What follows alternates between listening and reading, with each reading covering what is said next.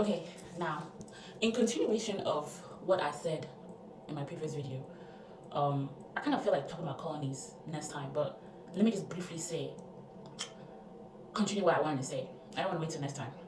Colonies. Okay, bacteria, for example, right?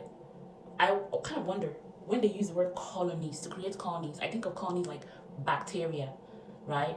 Maybe not bacteria, but I'm using that as an example. Colonies, bacteria. Like when you use your microscope to search up, like view things on a microscopic level.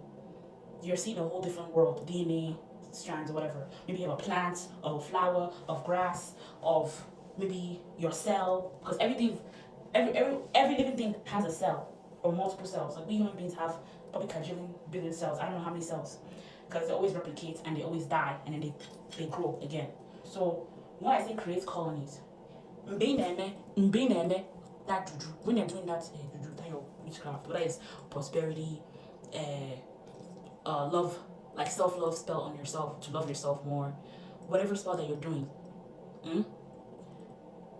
maybe you're using a container, maybe you're blowing incense, whatever it is that you do when you're doing witchcraft, let me not say witchcraft, when you're doing your magic, and you're creating worlds, you're creating colonies, you're opening, that's what I say, you're opening portals to something. Open a portal for maybe for abundance, for wealth, for protection, for spiritual elevation, for peace and unity. That's the kind of thing that about protection of myself, my family, my loved ones, my twin flame, and his nuclear family.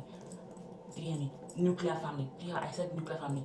Twin flame and his nuclear family.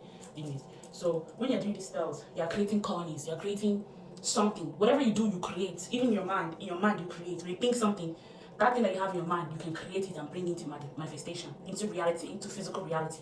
When you actively put actions towards that thing that you're creating, whether it's from your mind or whether it's you make something, you know what I mean? So, and I'm saying this because there's this TV show that I was watching.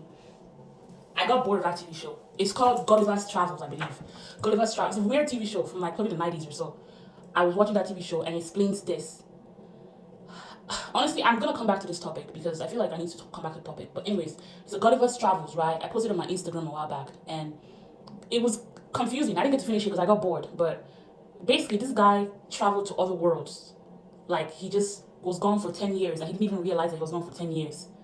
He thought he was gone for like 5 seconds, but it turned out to be 10 years of this, let's say time, real time, in this Earth dimension.